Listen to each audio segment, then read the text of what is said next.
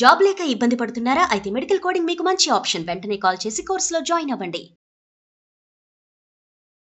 నమస్తే, welcome to Suman TV. నేను మీ సంజయ్. ఈరోజు మనతో పాటు ఉన్నారు గ్రీన్ కార్డ్ ఎక్స్పర్ట్ మరియు immigration law consultant advocate Aditya Mallela గారు. సార్తో మాట్లాడి కొన్ని విషయాలు తెలుసుకుందాం. నమస్తే సార్. నమస్తే అండి. సార్, గ్రీన్ కార్డ్ హోల్డర్స్ పరిస్థితి ఏంటి? వాళ్ళకి ఏమన్నా రెగ్యులేషన్స్ అండ్ రూల్స్ అన్నీ ఏమన్నా మారినాయా అని చెప్పేసి, అండ్ అంతేకాకుండా H1B వీసా, ఈ వర్కింగ్ వీసా మీద వెళ్ళిన వాళ్ళ పరిస్థితి ఏంటి? అసలు ఈ వర్కింగ్ వీసా అప్లై చేసుకోవాలనుకున్న వాళ్ళకి ఏమన్నా రూల్స్ అండ్ రెగ్యులేషన్స్ ఏమన్నా చేంజ్ అయినాయా? వాళ్ళకి ఈ ట్రంప్ ఎఫెక్ట్ ఏమన్నా వీసాపై ఏమన్నా పడిందంటారా?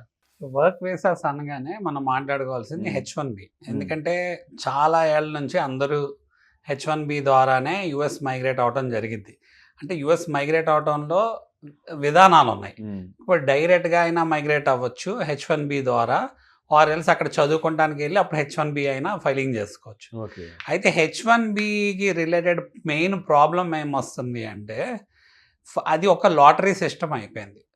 సో లాటరీ సిస్టమ్ ఎప్పుడైతే H1B అయిందో, నెంబర్ ఆఫ్ ఫైలింగ్స్ ఉంటాయి కదా, ఫైలింగ్స్ అన్ను నెంబర్ ఆఫ్ వీసాస్ అనేది మ్యాచ్ అవునప్పుడు సో ఎక్కువ మంది ఫైల్ చేస్తున్నారు అనుకోండి H1Bకి, బట్ తక్కువ నెంబర్ ఆఫ్ వీసాస్ ఉన్నాయి. అంటే రావటం అనేది ప్యూర్ లక్ బేస్డ్ అయిపోయింది.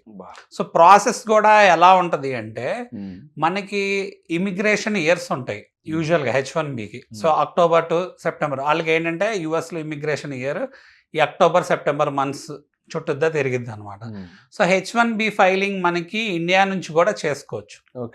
సో ఇండియా నుంచి చేసుకుంటే మనకి ప్రయారిటీ ఒక రకంగా ఉంటుంది. యుఎస్ మాస్టర్స్ చేసి చేసుకుంటే ఇంకో రకంగా ప్రయారిటీ. దేనికి ఎక్కువ ప్రయారిటీ ఉంటుంది? యుఎస్ ఎవరైతే యుఎస్లో చదివి చేసుకుంటారో ఈ H1B ఫైలింగ్కి వాళ్ళకి ఎక్కువ ప్రయారిటీ ఉంటుంది. సో ప్రొసీజర్ ఏంటి అంటే, ఇప్పుడు ఇక్కడ కంపెనీస్ ఉన్నాయి అనుకోండి, వాళ్ళ ప్రాజెక్ట్స్ మీద యుఎస్కి పంపించాలనుకోండి, H1B ద్వారా పంపించే అవకాశం ఉంటుంది. బట్ H1Bలో ఇప్పుడు చెప్తున్నట్టు లాటరీ కదా, లైక్ లెట్స్ సే లాటరీలో ప్రొసీజర్ ఎలా ఉంటుంది అంటే, ఇప్పుడు ఫైల్ చేశాక ఆ లాటరీలో పిక్ అవ్వాలి, ప్లస్ ఏంటంటే దానికి related RFE request for enquiry are evidence అని చెప్పి సపోర్టింగ్ డాక్యుమెంట్స్ కానీ జస్టిఫికేషన్ కానీ జరగాలి, ప్లస్ మోర్ ఓవర్ ఏంటి ఇంటర్వ్యూ ఉంటుంది దాని మీద. సో ఇది ప్రొసీజర్, స్టాండర్డ్ ప్రొసీజర్. అలానే ఇది కాకుండా ఎల్ కేటగిరీ వర్క్ వీసాస్, అలానే ఓ కేటగిరీ వర్క్ వీసాస్ గురించి కూడా ఇప్పుడు ఆలోచిస్తున్నారు ఆల్టర్నేటివ్గా. సరే, మరి ఇక్కడ కంపెనీస్ కూడా వాళ్ళు అక్కడ ప్రాజెక్ట్స్ చేయాలన్నప్పుడు మేనేజరల్ రోల్ అవనండి, ఎగ్జిక్యూటివ్ రోల్ అవనండి, లేకపోతే ఇంట్రా కంపెనీ ట్రాన్స్ఫర్ అవనండి, H1B కాకుండా ఎల్ కేటగిరీ వర్క్ వీసాస్ కూడా చేసే అవకాశం ఉంది. దాంట్లో క్యాప్ ఉండదు. అలానే ఓ వీసా ఎక్స్ట్రాడినరీ ఎబిలిటీ ఉంది. సో ఎల్ వీసా గురించి, ఓ వీసా గురించి మనం ఏంటంటే ఫర్దర్ వీడియోస్ లో మాట్లాడుకుందాం. సో H1B ప్రొసీజర్ ఏంటి అంటే, యూజువల్ మెథడ్ ఇక్కడ కంపెనీ ద్వారా అయినా చేయాలి, లేకపోతే ఇక్కడ వర్క్ చేసి చేసుకుంటే ఒక అవకాశం. ఇంకోటి ఏంటంటే, అక్కడ మాస్టర్స్ కానీ లేకపోతే మనం బ్యాచిలర్స్ కానీ వెళ్ళాక మనకి OPT పీరియడ్ ఉంటుంది. OPT పీరియడ్ అనేది 2 to 3 years ఉంటుంది అనమాట. ఈ 2 to 1 year అనేది ఉంటుంది, తర్వాత ఎక్స్టెన్షన్ 2 years ఉంటుంది. అంటే ఓవరాల్గా 3 years. 2 to 3 times H1B pick అయ్యే అవకాశం ఉంటుంది అనమాట. అంటే 3 chances వస్తున్నాయి. సో ఈ 2 to 3 chances మనకి ఏం అవ్వాలి అంటే, ఈ H1Bని పిక్ అయితే, అంటే ఏంటంటే ఒక ఎంప్లాయర్ మనకి స్పాన్సర్ చేయాలి. స్పాన్సర్ చేసినప్పుడు H1B మనకి పిక్ అయ్యి మనకి కనుక సెలెక్ట్ అయితే మనకి H1B వచ్చినట్టు. ఒక్కసారి H1B వస్తే ఆ H1B మీద మనం 6 years వరకు యుఎస్లో ఉండొచ్చు.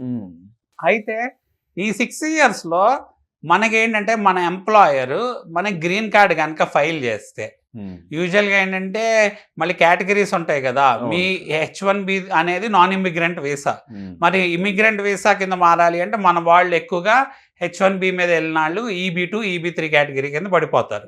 సో EB1 కేటగిరీ ఉంది, 2 ఉంది, 3 ఉంది. సో వీటి గురించి ఇంకా డీటెయిల్గా మనం ఫర్దర్ వీడియోస్లో మాట్లాడుకోవచ్చు. అయితే EB2, EB3 అనగానే అడ్వాన్స్ డిగ్రీ లెవెల్ ఉన్నవాళ్ళు కానివ్వండి, లేకపోతే విత్ ఎక్స్పీరియన్స్ ఉన్నవాళ్ళు కానివ్వండి, లేకపోతే అడ్వాన్స్ డిగ్రీ లేకుండా ఎక్స్పీరియన్స్ ఉన్నవాళ్ళు కానివ్వండి, ఇలా ఈ కేటగిరీస్లోకి వస్తారు మోస్ట్ ఆఫ్ ద టైం. లేకపోతే కొన్నిసార్లు ఏంటంటే నేషనల్ ఇంట్రెస్ట్ వేవియర్ కింద రావచ్చు. అలా మనకి డిపెండ్స్ అనమాట. సరే, H1Bలో క్యాప్ లేని H1Bs కూడా కొన్ని ఉన్నాయి. సో అక్కడ ఉన్న వాళ్ళు like let's say non profit ఆర్గనైజేషన్స్కో, లేకపోతే యూనివర్సిటీస్కో, లేదా రీసెర్చ్ ఆర్గనైజేషన్స్కి చేశారనుకోండి, లైక్ లెట్స్ సే అక్కడ కూడా H1B క్యాప్ లేకుండా, లాటరీ సిస్టమ్ లేకుండా వర్క్ వీసాస్ వస్తాయి. బట్ ఏంటంటే ఆ H1Bలు అనేవి మళ్ళీ మనం ట్రాన్స్ఫర్ చేసుకోవాలంటే నాన్ ప్రాఫిట్ నుంచి ప్రాఫిట్ ఆర్గనైజేషన్స్కి చేసుకుంటానికి ఉండదు. నాన్ ప్రాఫిట్ టు నాన్ ప్రాఫిటే చేసుకోగలగాలి. అంటే university to university or like particular organisation to organisation, research organisation to research organisation అనమాట, which is like non classified as non profit అనమాట. అలా చేసుకుంటానికి ఇప్పుడు కంపారిటివ్లీ యూనివర్సిటీస్లో వర్క్ చేసే వాళ్ళ ప్యాటర్న్ ఒక రకంగా ఉంటుంది, వాళ్ళ పే స్కేల్ ఒక రకంగా ఉంటుంది. సో ఇండస్ట్రీలో ఉన్న వాళ్ళది ఇంకో రకంగా ఉంటుంది. సో ఈ 6 yearsలో వీళ్ళు కనుక నేను చెప్పినట్టు H1B వ్యాలిడిటీ ఉంటే వాళ్ళ ఎంప్లాయర్ వాళ్ళకి గ్రీన్ కార్డ్ స్పాన్సర్ చేసినప్పుడు I-140 స్టేజ్ అని ఉంటుంది. I-140 స్టేజ్లో వీళ్ళు అప్రూవ్ అయ్యారనుకో, అంటే like 1 stage away from green card అనుకోండి ఫర్ అండర్స్టాండింగ్ పర్పస్. ఎందుకంటే ఇప్పుడు గ్రీన్ కార్డ్ రావటానికి కూడా ఇప్పుడు మనం EB5 వీసాలో మాట్లాడుకున్నట్టు more than 50 to 100 years పడుతుంది ఇప్పుడు అప్లై చేస్తే. అసలు అప్లై చేయడానికి 5 to 7 years పడితే రావడానికి 50 or 100 years ఆర్ అట్లీస్ట్ ఏంటంటే తక్కువ 30 years పైన పడే అవకాశం ఉందన్నమాట. మరి ఈ H1Bలో మీరు డిపెండెంట్స్ వర్క్ చేయొచ్చా అంటే వర్క్ చేయడానికి లేదు. ఎప్పుడు ఎవరు వర్క్ చేయొచ్చు? H1Bలో EAD స్టేజ్ అంటే ఎంప్లాయ్మెంట్ ఆథరైజేషన్ డాక్యుమెంట్ వచ్చిన వాళ్ళు వాళ్ళ స్పౌసెస్ వర్క్ చేయొచ్చు, వాళ్ళకి ఇబ్బంది ఉండదు. సో ఈ H1B మీద ఉన్న వాళ్ళు I-140 అప్రూవ్ అయిన వాళ్ళు అన్లిమిటెడ్గా వాళ్ళ ఒక వర్క్ స్టేటస్ని కాపాడుకుంటా వాళ్ళు యుఎస్లో సస్టైన్ అవ్వచ్చు, ఇబ్బంది ఏం లేదు. బట్ వాళ్ళకి వచ్చే ఛాలెంజ్ ఏంటి? మన వాళ్ళందరూ చేసేది ఏంటి? కన్సల్టెన్సీస్ మీద డిపెండ్ అవటం. ఇప్పుడు H1B రావాలన్నా కూడా ఇంతకుముందు రిగ్గింగ్ చేసేవాళ్ళు. రిగ్గింగ్ అంటే ఏంటంటే ఒక్క అప్లికేషన్ మల్టిపుల్ సిస్టర్ కన్సల్టెన్సీస్ పేర్ల మీద, అంటే probability of getting the lottery పెంచుకోవటం కోసం ఒక అప్లికేషన్ మల్టిపుల్ ఒక 10 or 5 కంపెనీస్ పేర్ల మీద వేసారు అనుకోండి, ప్రాబబిలిటీ పెరిగిందిగా. పెరిగింది. సరే, లాటరీలో 2 సార్లు వస్తే ఏంటి పరిస్థితి? అదే లాటరీ అంటే ఒకటి వదులుకోవచ్చు. బట్ ఇప్పుడైతే ఆ సిచ్యువేషన్ లేదు. ఇప్పుడు మ్యాండేటరీగా ట్రావెల్ డాక్యుమెంట్ నెంబర్ మెన్షన్ చేయాలి, రూల్స్ స్ట్రీమ్ లైన్ అయ్యి స్ట్రిక్ట్ అయినాయి. సో అవకాశం లేదు కాబట్టి ఒక్క మనిషి అది మిస్యూజ్ అవుతుంది అని చెప్పి ఐడెంటిఫై చేసి ఒక్క మనిషి ఒక అప్లికేషన్ ఒక కంపెనీకే వేయాలన్నమాట. మల్టిపుల్ కంపెనీస్కి వేస్తానంటే కుదరదు. సో కన్సల్టెన్సీస్ కూడా ఇప్పుడు ఏంటి, అక్కడ రెసెషన్ వల్ల వాటి వల్ల ఇంతకుముందులాగా పేరోల్ రన్నింగ్ ఈ ఆప్షన్స్ అనేవి మారిపోయినాయి, సిచ్యువేషన్స్ మారినాయి, ఎందుకంటే స్ట్రిక్ట్ అవుతున్నాయి కాబట్టి రూల్స్.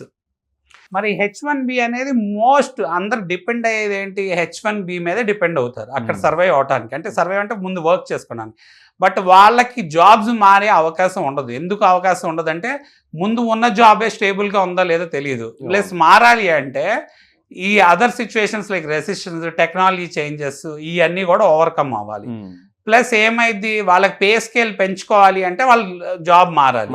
లేదు వీళ్ళు H1B మీద ఉన్నప్పుడు వీళ్ళకి కనుక జాబ్ మారింది అనుకోండి, వీళ్ళు మళ్ళీ ఇమీడియట్గా కంట్రీలోంచి ఎగ్జిట్ అయిపోయే సిచ్యువేషన్ వస్తుంది. అందుకే చాలా మంది స్టూడెంట్ వీసాగా మళ్ళీ కన్వర్ట్ అవుతామో, డిపెండెంట్ వీసా మీద కన్వర్ట్ అవుతామో, అక్కడ ఉండి మళ్ళీ వేరే వీసాకి ఏదైనా work visa eligible legal work visa వచ్చే వరకు వాళ్ళు ఏంటంటే విశ్వపైతాలు చేస్తారు అన్నమాట. ఇది జనరల్ సినారియో. ఓకే, అయితే ఇప్పుడు ప్రెసెంట్ H1B వీసా కూడా రావడం అనేది చాలా కష్టతరమైన అంటారు. అవును, ఒకవేళ వచ్చినా దాన్ని కాపాడుకోవడం ఇంకా కష్టం. ప్లస్ ఏంటంటే దాని రెన్యువల్ కూడా ప్రాసెస్ ఉంది. ఇప్పుడు కరోనా అప్పుడు ఏంటంటే కొంత ఎక్స్టెండెడ్ పీరియడ్ ఇచ్చారు, తర్వాత మళ్ళీ ఏంటంటే ఇప్పుడు 1 year లోపలే మీరు ఏంటంటే స్టాంపింగ్ చేసుకోవాలి అని చెప్పి. Thank you sir, thank you very much sir. And H1B మీద వెళ్ళిన వాళ్ళు అక్కడ ఎలా సర్వే అవ్వాలి, అండ్ అక్కడ ఉన్న జాబ్స్ నుంచి వేరే వాళ్ళు అక్కడ ఇంక్రిమెంట్ రావాలన్నా, వాళ్ళ శాలరీలు పెరగాలన్నా వేరే కంపెనీకి మారాల్సిన సిచ్యువేషన్ ఉంటుంది. కానీ అక్కడ మారాలంటే మళ్ళీ రీఅప్లై చేసుకోవాలి. అది అప్లై చేస్తే మళ్ళీ వీసా క్యాన్సిల్ అయ్యే అవకాశం కూడా కనిపిస్తుంది. ఇదే సందర్భంపై మరొక వీడియో చేసుకుందాం sir. Absolutely. Thank you sir, thank you very much. Thank you అండి.